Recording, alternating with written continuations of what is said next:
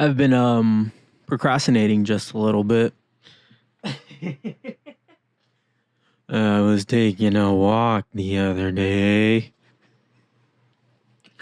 All right, now I'm just being goofy. I was just procrastinating a little bit, scrolling on the timelines and all that. I had a long ass day today. As per usual. I went to work, came home from work, went to the gym, came home from gym, took a shower. I haven't even ate yet. I only drank a protein shake. Yeah, so to me, it just sounds like a full day of working. And I don't want to say that this is work, but I also got to be truthful to myself. Because at the end of the day, work is work, of course. But the gym is work. But the gym is more personal work. You're working on yourself. And then I do this. And then this is work too. But this is like self-imposed work. But I love it though. But yeah, wow, I'm already going off on tangents. Welcome back to the garden. I'm the host of today's episode. As you guys know, I'm the Avatar. And wow, we're actually at number 5. Now, the beginning is the most watched, so I got to make this count for the people who only give me this one shot. I am Subeg, the host of the show, Subeg's Garden. Subagels as an entity is my business. And at Subagels, we run a very lean and mean operation. It's just me. I made the logo, do all the writing, editing, capturing and recording, uploading, all these processes on my own. This is not easy work, but even only doing this for 5 episodes now, it's proven to be very rewarding work. Coming on here and doing this, putting myself out here, it puts me in a very vulnerable position. But the beauty is, you guys get a raw glimpse into my mind. Motherfucker. Yes, I still have gnats. Trying to get rid of them, but I can't. I appreciate all the input that I get. And I really hope some of you have the courage to write in, ask a question, tell your stories, stuff like that. Like I said before, this is just as much about you guys and about the world around me than it is about me. So, to warm up this episode, I put out my predictions / wish lists for Camp Flogna a couple weeks ago. I believe it was episode number 3. And, all of a sudden, Tyler puts out the lineup. Can't be a coincidence. But yeah, to warm myself up this week, I'll go over my list and see how many I got right and wrong. I'll also be going over my girls list too. Going over the Camp Flogna 2023 wish list. So I said I wanted to see Travis Scott, Steve Lacy, Kendrick, Baby Keem, Jev, Denzel Curry, YG Tut, ASAP Rocky, Thundercat, Smino, Reggie, and our boy Frank Ocean. So I got 2 in Baby Keem and Kendrick, but they're doing their hillbilly shit. So in my eyes, it doesn't really count. Tyler put out a video. Oh, no, not Tyler. The Hillbillies, quote unquote, put out a video, and it's pretty much just Baby Keem and Kendrick. And at the end of that video, you see Tyler the Creator, and he points at the Dodger Stadium, and it pretty much just says Camp Flogna 2023. So, that was already announced. So in my eyes, I don't count it. I got 0 right. But my girls list, she said she wanted to see Baby Keem, Steve Lacy, Mavi, Redville, Jev, Earl, Biba Doobie, Clario, Faye Webster's, Meatski, Lana Del Rey, Sexy Red, Omar Apollo, and Brent Fayez. And she got Redville right, Earl right, Biba Doobie, and Baby Keem, but I'm not counting Baby Keem, so I'm not counting it for her either. So she got 3 right, but she beat me, and I take an L. But at the end of the day, it's a W because I'm going to Camp Flog, not flex. No, I'm just kidding. I don't want flex. You know, anyone can really go. It's not exclusive. But I rolled my eyes hella hard when I seen Ice Spice.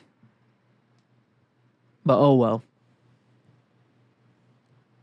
And then this also most likely means that we're going to get new music from Baby Keem and Kendrick soon. I don't think Tyler's putting out a new album because he already put out like a deluxe version of his last album this year. But, you know, it's always fun to see Tyler perform. He's such a great performer. And, yeah, I'm excited to go. And as I said, that week that I recorded this episode, I went to Camp Flog Gnaw in 2018 and 19. 2018, Kanye and Kid Cudi were the headliners. 2019, I believe it was Solange and a mystery headliner, which ended up being Drake.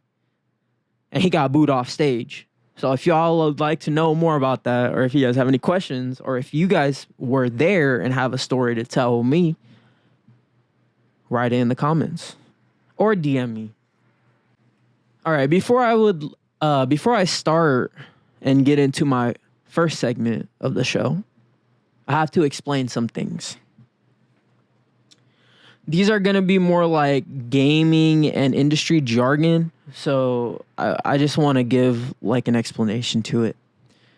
Games that are made by a dev owned by the big three, aka the big three being PlayStation or Sony, Microsoft and Xbox, and Nintendo. But in reality, Tencent is the number one in the games industry because they make the most money, but they're not considered a part of the big three. But like I was saying, games that are made by a dev owned by one of the big three, i.e., Sony owns Naughty Dog, which is a studio, and Naughty Dog works under PlayStation, which also is owned by Sony, of course. In terms, any game that it comes out of Naughty Dog makes it a first-party game to Sony or PlayStation. So Naughty Dog makes The Last of Us, and that makes The Last of Us a first-party game for PlayStation. Games that are funded by one of the big three, but not owned by them, are considered second-party. So this term second-party is not thrown out as much, but the main example that I think of is Game Freak and their relationship with Nintendo and Pokemon. Because Nintendo doesn't own Game Freak, but they kind of work in this second party relationship to bring us Pokemon and those games. Games that are made by studios or companies not owned or funded by one of the big three are considered third party. So games from EA, Ubisoft, Square Enix, THQ, etc. Those are third-party games. The water's muddy a little bit when one of the big three go and purchase a game's exclusivity from one of the third parties. These are called third-party exclusive deals. An example of this is PlayStation goes and buys a console exclusivity of Final Fantasy VII Remake and Final Fantasy XVI, which means that they're exclusive on consoles to PlayStation. But then PlayStation treats these games as first-party games. But in reality, they're third-party games. So that's why I say the water is muddy a little bit. Because you could say that's kind of like a second-party relationship, but in reality, it is a third-party entity that's serving an exclusive for a console. And they're getting treated and promoted like they're first party, but in reality, they're not. Now, there's more types of games. The main thing I would say is you can have like AAA games, which are pretty much like big budget full price games. You can have like double A games that are kind of like mid budget. Think like 30 to $50.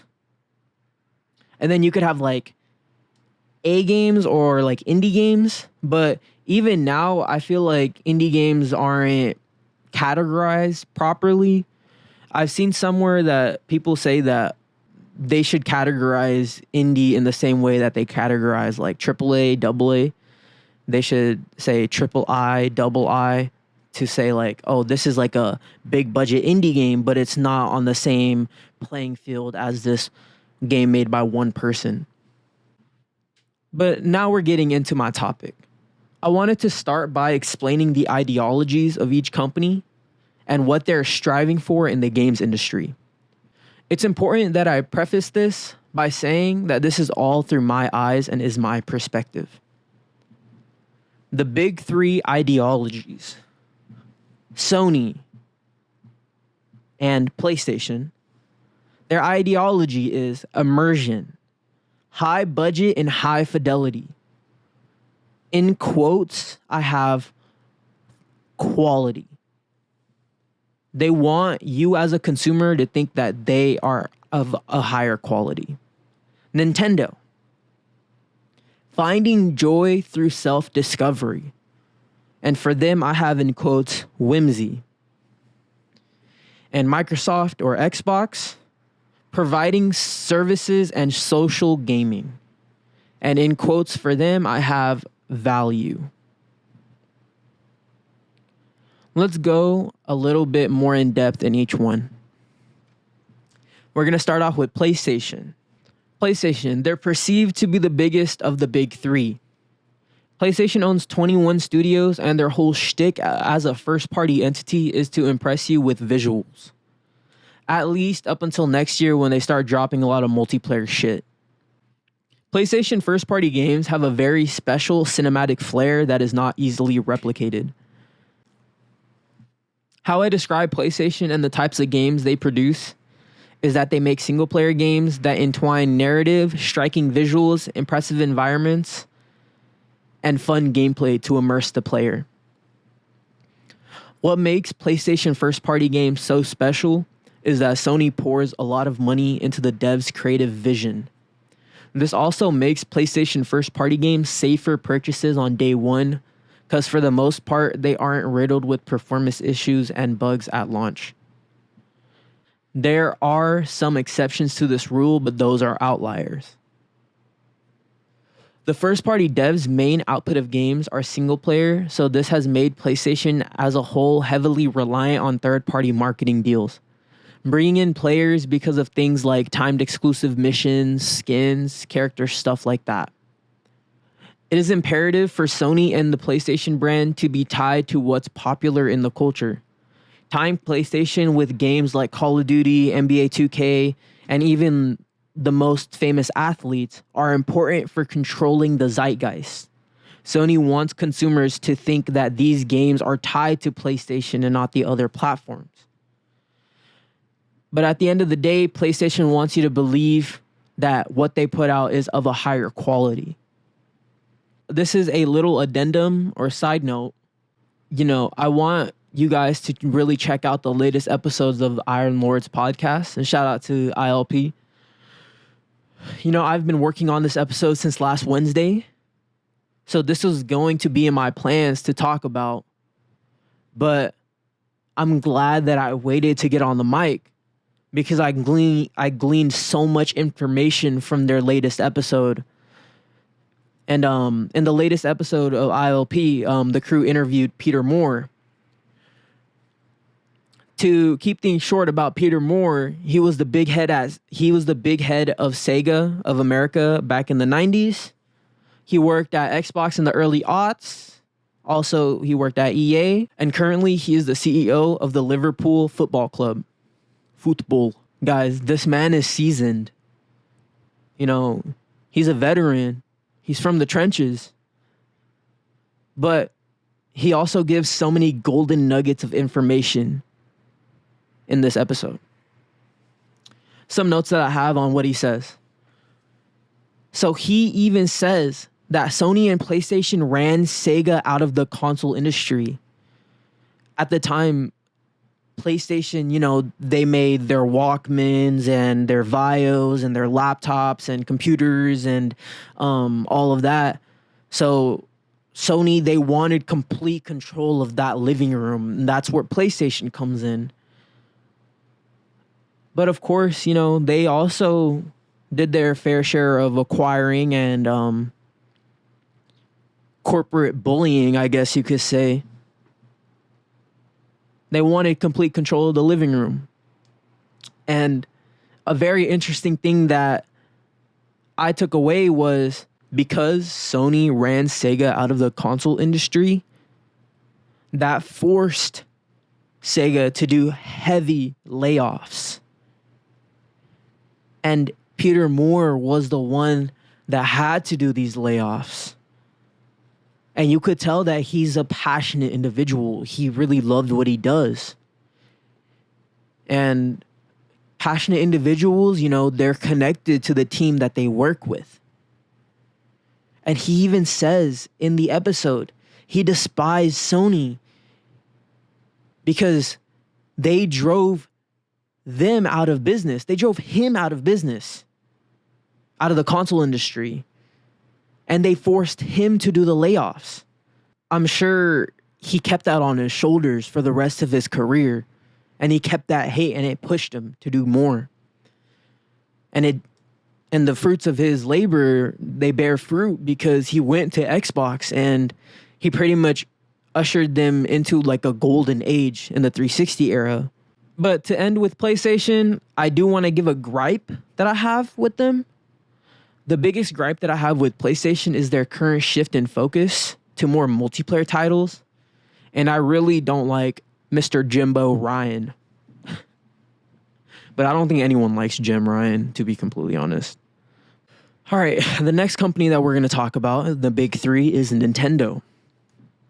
To describe Nintendo, they're always one step forward and 2 to 20 steps back. Let me give you an example. Nintendo struck gold with the Switch and its portability/hybrid console gimmick, in quotes. In reality, it isn't a gimmick, but like I stated before, there is still a charm of switching the Switch from handheld to TV and vice versa. But the Switch is comparable to 12-year-old hardware at this point. And they're still selling it for $300 and $350. At the end of the day, they make games that have this encompassing feeling of wonder and self-discovery. These games are supposed to give you that feeling of childhood whimsy. That self-discovery that, there's looks like there could be a little path over there. Let me go over there and see what it is. And then this path leads you to a whole completely different new part of this level that you wouldn't have even looked at if you didn't go there. But it was, at the end of the day, it was you that chose to do it. And I think Nintendo focuses in on this. A better and more popular example would be Tears of the Kingdom with its sandbox. But I only played very little of that game. So it's harder for me to give a good example. There was this amazing guy that worked at Nintendo. His name is Satoru Iwata. But before I tell you why I bring up Satoru Iwata, I want to give you a little glimpse into who he was. So Satoru Iwata, he was the fourth president of Nintendo. He started at HAL Laboratories in 1983. He became the president of HAL Laboratories in 1993. In 2000, he left HAL and became the director of corporate planning in Nintendo. He became the CEO of Nintendo in June of 2013. And he is credited on 483 games. It's insane. And shout out to Moby Games for the info. So the reason why I brought up Satoru was because there was a story I read about him that just completely inspired me. In January of 2014, It did not look good for Nintendo, but I believe the right term to use was they're in the red. When companies are hemorrhaging cash, the first thing that they usually do to save their bottom line is fuck over their employees. It almost never fails. They'll cut employee benefits, employee hours, do excessive layoffs, anything you can think of. But what did Satoru do? He took the path least traveled. Satoru, at the time, he was the CEO of Nintendo. He cut his pay in half to retain all the talent that they had accrued. In my eyes, that's honorable. That just kind of shows you who Nintendo is. You know, they might fuck you over in terms of like the legal battles, and they might not let you use gameplay of their games in your YouTube videos and let you talk about their shit without copyright striking you, and not join Evo and put Smash Bros. Melee and Smash Bros. Ultimate in Evo for some odd reason. Nintendo has a lot of heart. My biggest gripe with them as a company, though, is that they can get almost away with anything. You know, they get away with murder sometimes. An example I can give for this is Nintendo made the Super Mario 3D collection. So in this collection, it had Super Mario Galaxy, Super Mario Sunshine, and Mario 64. And for the most part, they didn't do anything to update these games. They didn't update the game's textures. It was pretty much emulated. So stuff that you can do on your PCs. And what do? They charged full price for it. Same thing with Skyward Sword HD. Yeah, they updated the resolution, but the textures didn't get an upgrade. Yes, they updated it to 60 FPS, which I honestly admire. I love 60 FPS. But what do? They put out like a 10 or 11-year-old game for full price. This is stuff that the other companies don't get away with so easily, but because the world holds Nintendo in such high regard, we can't do anything about it. But I'm going to talk about it. Because with everything, there's pros and cons. All right, we're on the last company out of the big three. We're on Microsoft/Xbox. Xbox is the relative newcomer in the group. Revenue-wise, Xbox is in third place. But Microsoft, however, is a whole different beast. They are a business-first company and always strive for profit. As most businesses do, but the business-savvy aspect translates to Xbox. They are all about providing online services such as Windows, which is an operating platform, cloud gaming in xCloud, Microsoft Office, and of course, Games Pass. Services are their specialty. Xbox Live Gold, another example. It's important to note that even though Microsoft makes a ton of money, Xbox has always been woefully underfunded and undervalued in the company.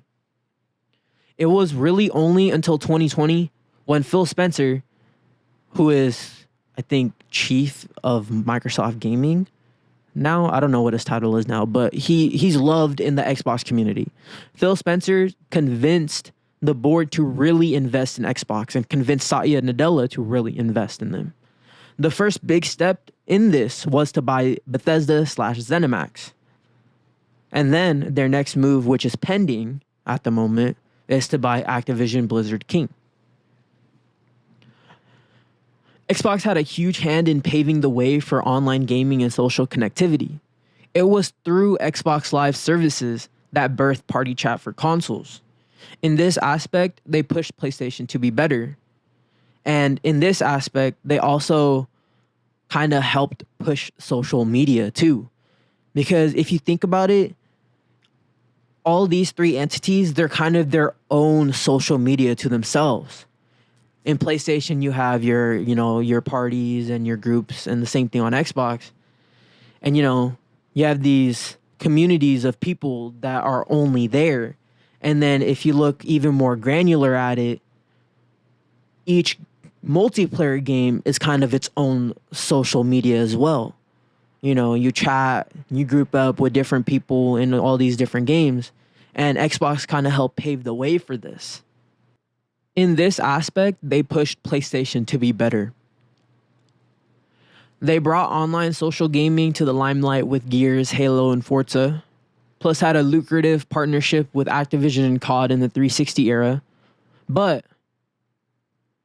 even though Halo, Gears, and Forza were great, those games have become their Achilles heel as a creative unit. This whole idea of providing services gives them this perception of bringing a lot of quote-unquote value to consumers via Games Pass. But the service has proved to be divisive, especially amongst the hardcore. If you're asking me, as a consumer, shout out to Colin, consume! That shit had me dying. Games Pass is a great deal, and it serves to break down barriers in a gaming industry guarded by heavy walls. At the end of the day, Xbox is trying to expand gaming, and they're trying to bring in new people, and I feel like that should be commended. An important note on Microsoft, yes, they own Windows, but according to some data, there is approximately 1.4 billion monthly active Windows devices. Guys, that's a lot of monthly active users. And this is old data too. There's a quick Google search tells me that this is like data from like 2021. Another note, even though Microsoft makes a ton of money, like I said earlier, Xbox has always been woefully underfunded. The first big step in this, like I said earlier, was Bethesda ZeniMax, and their next move, Activision Blizzard, is pending. But the most interesting thing is what they can do with these entities. Like what Microsoft and specifically Xbox can do with Activision. And honestly, if you start looking at it, they could do so much with them. It's almost endless possibilities. Another thing about the Peter Moore thing that I was talking about earlier. In the Iron Lords podcast episode, this is the first time I've ever learned about this. In August 6th of 1997, Microsoft invested $150 million in Apple. Quick Google search tells me Apple was struggling financially and was facing the possibility of going bankrupt. Guys, simple Google search. When I learned about this, my jaw literally dropped to the floor. But, biggest gripe with Xbox. I believe they need to really focus in instead of branching out. I sort of want them to take the Nintendo approach. Let me explain this. Nintendo as a platform, the Switch as a platform, they really don't care if the third parties come. They really focus in on their own stuff. And if they come, then they come. And I kind of want Xbox to start doing the same, especially as they start acquiring and getting a hold of more talent. I want them to really invest in these studios and push them to be as creative as possible and delivering the best games that they possibly can. Because personally, I don't have a dog in this race, and as a consumer, I am a consumer for everything and everyone, but I really do want to see Xbox get a win. This goes with the Clippers connection. I gotta talk about the Clippers a little bit, But Steve Ballmer, he was the CEO at Microsoft. And who owns the Clippers? Steve Ballmer. So there's a little bit of a connection here. And, I do want to see them win.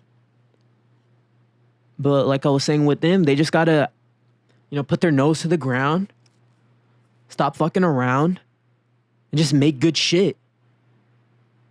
And Xbox management, they need to allow them to make good shit. And they need to give them the resources to create good shit.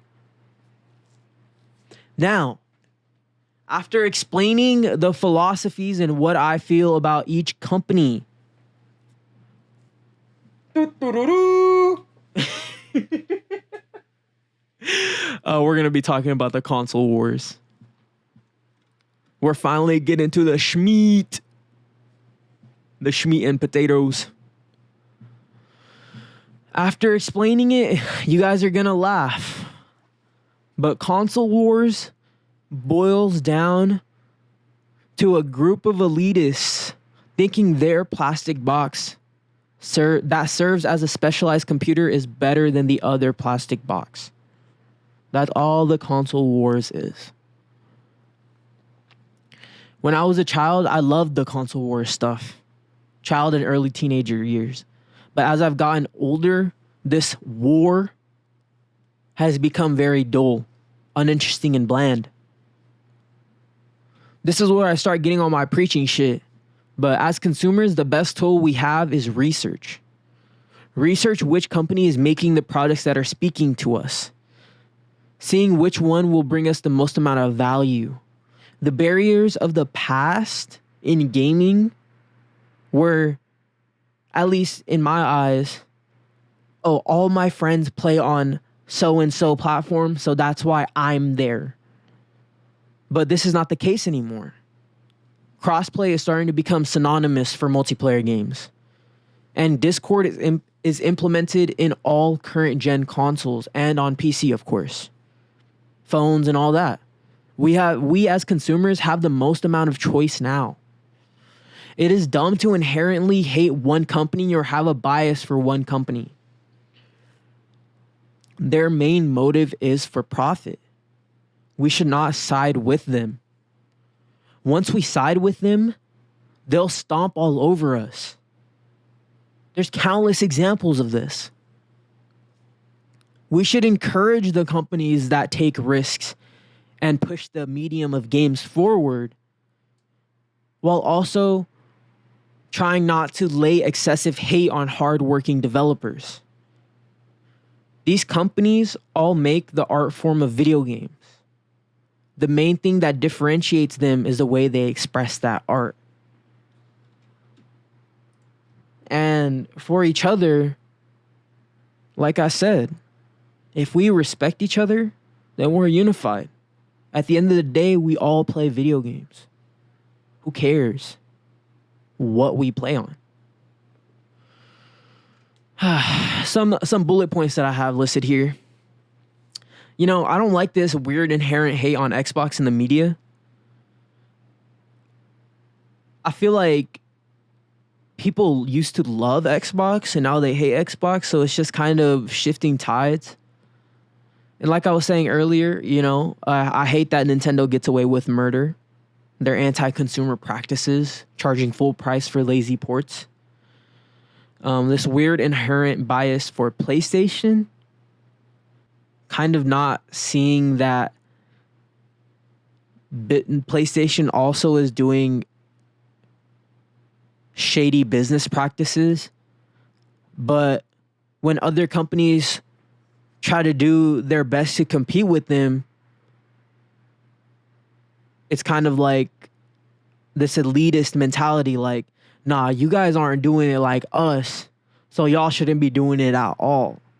Which doesn't make sense to me because that's not how competition works. Another thing I hate is review bombing. When one side goes on Metacritic and just starts trashing the game just because it's on the other console. The console exclusive dick measuring contest. I hate that shit, dude. Like, oh, my console got this many exclusives and y'all got this many exclusives, so that means y'all got no games. But then you look at Games Pass, there's like 460 fucking games to play. So it's like everyone got games to play. And then, elitist mentality. That's a pet peeve of mine. If you only go to war for one console, you might miss out on the good that the others are doing. But you know what is worse than Xbox, Sony ponies, and Nintendo dorks? Those PC Master Race dudes. I personally know PC Master Race dudes who spent thousands of dollars on building a great PC rig just to sit on their ass and only play the popular shit. The usual games like CSGO, Valorant, Fortnite, and COD. These guys are boring ass gamers with the worst takes. These are the people who claim that gaming is dead.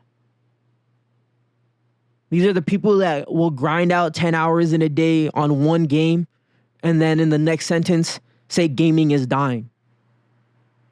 And there's no good games to play. IMO, these people are not deities. These PC Master Race dudes are not superior and definitely are not free thinkers. They are shills, just like the rest of us. If you could take something away from this, it's cool to be in a specific pocket or ecosystem, but don't be so obligated to Sony, Microsoft, or Nintendo. The main thing to extract out of gaming is joy. Don't be so worried about where you play. The most important thing is what you play, and if it's bringing you joy. Don't rob yourself of the countless experiences you could be having. By having preconceived notions about everything, you rob yourself of potential joy. And wow, that was a lot. And my mouth is very dry right now, so I'm going to take a sip of water. Now we're getting into the end of the episode. And this is the last thing I really wanted to talk about. So Baldur's Gate 3 came out on PC in the beginning of August, and it comes out on PS5 next month, right next to Starfield. The main conversation that I see being had in gaming and in the gaming circles is this whole idea of video game standards and how Baldur's Gate 3 raised the standards of video games tremendously. My belief, the game's quote-unquote standard is dictated by the creatives and the producers, which in turns leads each individual game and its series to have its own standard. Let me try to explain this the best I can. The standard for a Call of Duty game is to have a 4 to 8 hour campaign, a multiplayer suite, and some sort of cooperation PvE mode. And if you guys don't know what PvE is, it's player versus environment. When Call of Duty doesn't ship with a mode or is missing features, this in terms means that the game is below the standards the franchise set and defined through its previous entities. But if you look at a game like CSGO, it only has a multiplayer suite and some modes to play against bots. So some PvE modes or PvC, player versus computer, but it has no single player campaign, it has no co-op, no spec ops, no zombies mode. But CSGO is not beholden to those standards because they are different games and made by different developers. Catch what I'm trying to say? We should hold all games to high standards since we are spending our hard-earned cash and time on them.